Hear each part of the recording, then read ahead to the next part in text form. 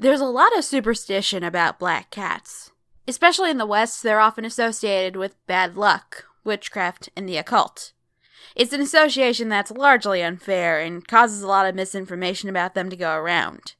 I feel like I should clarify that black cats are no different than any other cats, and you shouldn't treat them any differently than you would any other cat. However, they sure do make for good characters in Gothic stories. Today's haunt is a type that we haven't discussed yet. A cut haunt. A haunt that, for one reason or another, never made it into the mansion.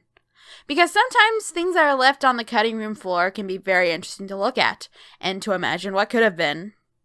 As usual, please lean back in your doom buggy as we venture into the moldering sanctums of the spirit realm once more.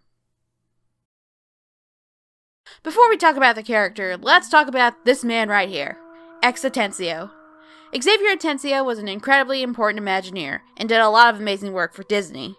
He started off as an animator, but was later transferred to Imagineering. One day, Walt gave him an unusual task: script writing. He would go on to pen the script for Pirates of the Caribbean and The Haunted Mansion. So if you've ever wondered who came up with a phrase like, "Your cadaverous pallor betrays an aura of foreboding," it was him. While Claude Coates, Mark Davis, Rolly Crump, and all the rest were coming up with what would go into the mansion, Atencio had to figure out what would be said. He had to come up with the basic narrative. And in one of his drafts, he had an interesting addition to the riot story: a villain. Despite the morality of some of the mansion's characters, I wouldn't really call any of them villains. Let me put it this way. They're not antagonistic toward the guests. There isn't a phantom, or a gangster, or an alien that's trying to get them. At one point, Atencio had the idea to add a straight-up antagonist to the ride. One who's kind of pulling the strings behind the scenes and trying to get the guests. And that villain took the form of a one-eyed black cat. The character is an obvious reference to The Black Cat by Edgar Allan Poe. Good rule of thumb, if there's a creepy animal in a Gothic story, it probably comes from Poe. If you've never read the story, you should. It's one of Poe's most famous for a reason.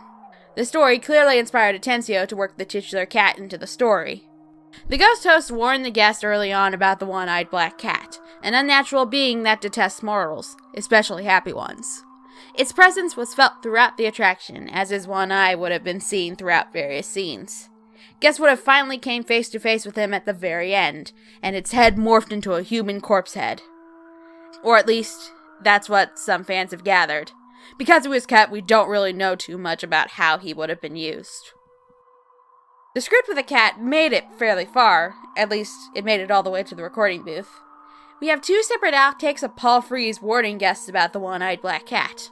Interesting fact, before he had settled on his ghost host voice, he has attempted a few other voices for the character. One is an impression of Bela Lugosi.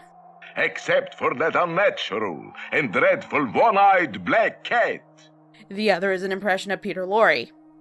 Except for that unnatural and dreadful one-eyed black cat. Which is also the voice he used for Boo Berry. My ghostly good blueberry-flavored cereal, Boo Berry, is part of this complete breakfast. However, the one-eyed black cat was eventually dropped. Why, you're asking? As the development went on, Imagineers decided to forego a conventional narrative with a clear story. Instead, the scenes are going more for mood, and any kind of story that's there is only implied at best. Having an all-out villain doesn't really work for that.